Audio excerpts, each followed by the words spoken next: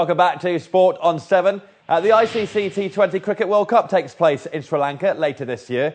The world's leading sides, such as England, Australia, India and South Africa, will of course all be there. But there are still many teams hoping to reach Sri Lanka to compete.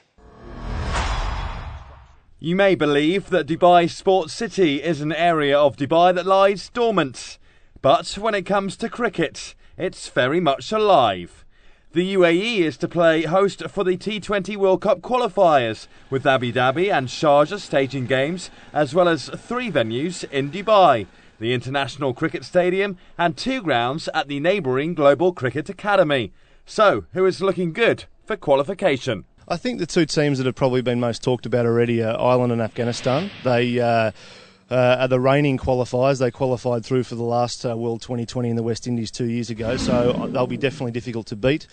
Scotland, Netherlands, Kenya, Canada are all very strong sides. And then perhaps some out of the box, Papua New Guinea and Nepal are also very strong sides coming through. So a lot of good competition, and we'll have to see who wins. Let's just look at those teams. We have 16, of course, teams competing here in those qualifiers. The likes of Denmark, Oman, as you say, Nepal, Uganda, Hong Kong. Such a wide variety of cricketing nations in the country, which is good for the UAE. It's great for the UAE, and it's great for world cricket too. There's 95 associate and affiliate members outside the top 10 full members within ICC. And this event is really a showcase of how strong cricket is outside those top 10 members. And I think the public of the UAE, it'd be great for them to get behind the event, come down to the ground, see the games. No cost to get into the grounds. So see some fantastic cricket and some really interesting action. We've had the England and Pakistan Test series and of course the one-day series as well here in the UAE. Attendances were quite low. How can we combat that and get more people watching cricket in the UAE? I think a lot of people do watch it on television. Getting them to the ground can be a bit of competition sometimes. Obviously, there's lots of other activities going on within the UAE, particularly in the nice winter months. Certainly, we're hoping for the last 3 days of the World 2020, which is the 22nd, 23rd, and 24th of March, that people will come down to the Dubai Sports City Stadium to watch the final qualifying stage of the tournament. Free entry, a lot of exciting cricket. So I'm certainly sure there'll be some good action for everybody to watch. The pitches are ready, and the man whose job it is to make sure they are is Tony Hemming. He tells me how the grounds are looking. Looking pretty good. At this time of the year, we've just finished the winter period, so the Bermuda grass starts to grow and it's more active. Okay, and you were explaining to me how these are the wickets on one of the Global Cricket Academy's grounds. There's 2 grounds here. You've got Pakistan soil on this wicket and Australian soil on this wicket as well. Now, what's the difference between the 2 there? Okay, we'll start first with the Australian soil. We have a high clay content, which is known, this clay is known as a Montmorillonite type clay, and what that means is when you wet the clay, it swells. And then as it dries, it shrinks really tight and breaks, and that's what forms the cracking on the pitches. When we look at the Asian soil, this one in particular is a Pakistan soil of origin, and with this soil it looks more powdery and dry, but it has a 66% clay content, which is pretty high, but the factor in it is the silt. There's about 30% silt.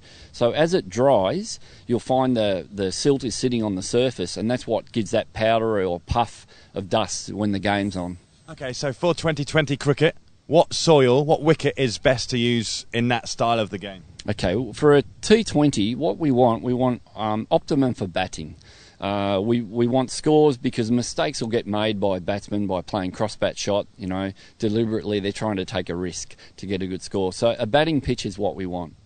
Qualifiers get underway from tomorrow with the likes of Ireland, Afghanistan, Italy and Oman all competing.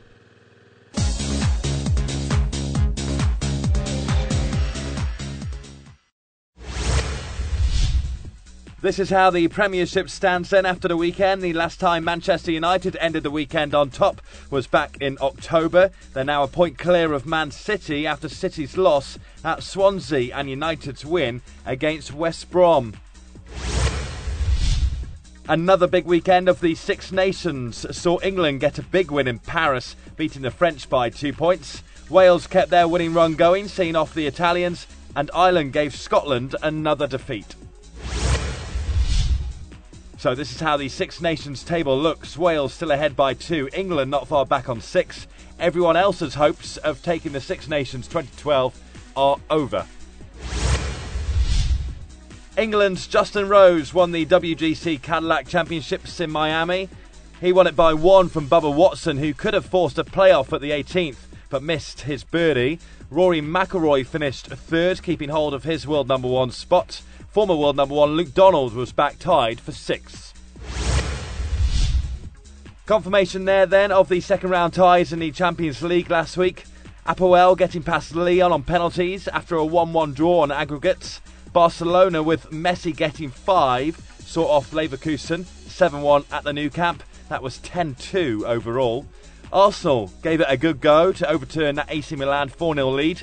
3-0 it was at the Emirates. It wasn't quite good enough, of course. And Benfica got past St. Petersburg.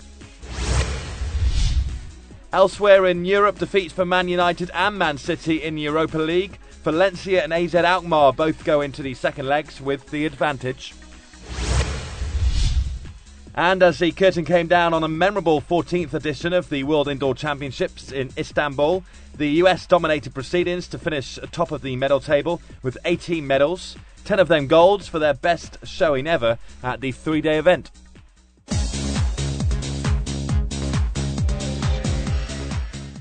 That's all for tonight. A busy week with the likes of AVB leaving Chelsea, Rahul Dravid calling it a day after 13,288 runs in 164 tests, and we're all set for the start of the T20 qualifiers tomorrow. See you again for another week of sport next week on Sport on 7. Good night.